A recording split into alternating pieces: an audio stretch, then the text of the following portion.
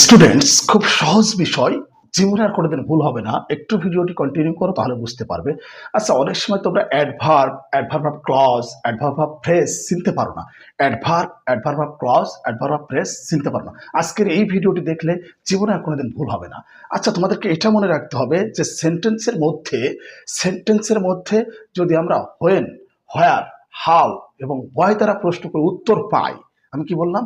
সেন্টেন্সের মধ্যে যদি আমরা প্রশ্ন করি এভাবে হোয়েন দিয়ে, হোয়ার দিয়ে, হাউ দিয়ে, হোয়াই দিয়ে, তাহলে যে উত্তর পাবো সেটাই হবে অ্যাডভার্ব, না হয় অ্যাডভার্ব অফ ক্লোজ, না হয় অ্যাডভার্ব অফ প্রেস। আচ্ছা, উদাহরণ দিলে বুঝতে পারবে। একটু ভিডিওটি কন্টিনিউ করো। আমি কি বলেছি? হোয়েন, হোয়ার, হোয়াই, হাউ দ্বারা প্রশ্ন করলে যদি উত্তর পাওয়া যায় সেটা হয় অ্যাডভার্ব হবে, না হয় অ্যাডভার্ব অফ ক্লজ হবে, না হয় অ্যাডভার্ব অফ ফ্রেজ হবে। আচ্ছা চলো আমরা প্র্যাকটিস করি। যেমন আমরা অবশ্যই এইভাবে বলি, দে ওয়েন্ট হোম। দেখো আমি কি বলেছি? They went home. তারা কোথায় গিয়েছিল? বাড়িতে গিয়েছিল। They went home. এখানে হোয়ার দিয়ে প্রশ্ন করলে উত্তর পাওয়া যাচ্ছে কোথায় গিয়েছিল? বাড়িতে। কাজে এখানে হোম হচ্ছে অ্যাডভার্ব, মানে একটি মাত্র শব্দ থাকলে সেটা হবে অ্যাডভার্ব। আচ্ছা, এবার চলো আমরা অ্যাডভার্ব অফ ফ্রেজটা কিভাবে চিনবো সেটা একটু দেখে আসি। আচ্ছা ধরো আমি কি বলেছি? হোয়েন, হোয়ার, হোয়াই, হাউ দিয়ে প্রশ্ন করলে যদি উত্তর পাওয়া যায়, হয় অ্যাডভার্ব হবে, না হয় অ্যাডভার্ব অফ ফ্রেজ হবে, না হয় অ্যাডভার্ব অফ ক্লোজ হবে। আচ্ছা, এবার একটু লক্ষ্য করে যদি এভাবে বলি, they went to Comilla.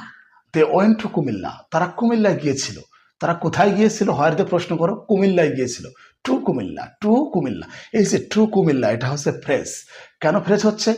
Phrase মানে হচ্ছে এমন একটা অংশ যার মধ্যে কোনো সাবজেক্ট, কোনো ভার্ব থাকে না। ফ্রেজ মানে হচ্ছে এমন একটা অংশ যার মধ্যে কোনো সাবজেক্ট, কোনো ভার্ব থাকে না। দেখো, they went to Comilla, to Comilla, to Comilla, এটা হচ্ছে ফ্রেজ। এর মধ্যে কোনো সাবজেক্ট, কোনো ভার্ব নেই। আচ্ছা, এবার চলো অ্যাডভার্ব অফ ক্লজটা কাকে বলে আমরা একটু দেখে আসি। আচ্ছা, যদি এভাবে বলি, I read so that I may learn. I read so that I may learn, মানে আমি পড়ি যেন আমি শিখতে পারি। দেখো, আমি কেন পড়ি? ভয় দ্বারা প্রশ্ন করলে উত্তর পাওয়া যাচ্ছে। আমি কেন পড়ি? যেন শিখতে পারি। I read so that I may learn. আমি পড়ি যেন শিখতে পারি। তার মানে এখানে হোয়াই দিয়ে প্রশ্ন করলে উত্তর পাওয়া যাচ্ছে। সেই অংশটা হচ্ছে কি? ক্লজ।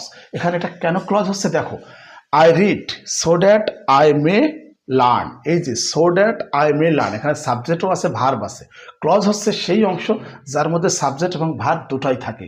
যার মধ্যে ক্লজ হচ্ছে সেই অংশ যার মধ্যে সাবজেক্ট এবং ভার্ব দুইটাই থাকে, সেটাই হচ্ছে ক্লজ। আমার মনে হয় বুঝতে পারছো। অর্থাৎ তোমাদেরকে এটা মনে রাখতে হবে, সেন্টেন্সের মধ্যে যদি হোয়েন, হোয়ার, হোয়াই, হাউ দ্বারা প্রশ্ন করলে উত্তর পাওয়া যায়, সেটি হবে হয় অ্যাডভার্ব, না হয় অ্যাডভার্ব অফ ফ্রেজ, না হয় অ্যাডভার্ব অফ ক্লজ। আমার মনে হয় বুঝতে পারছো।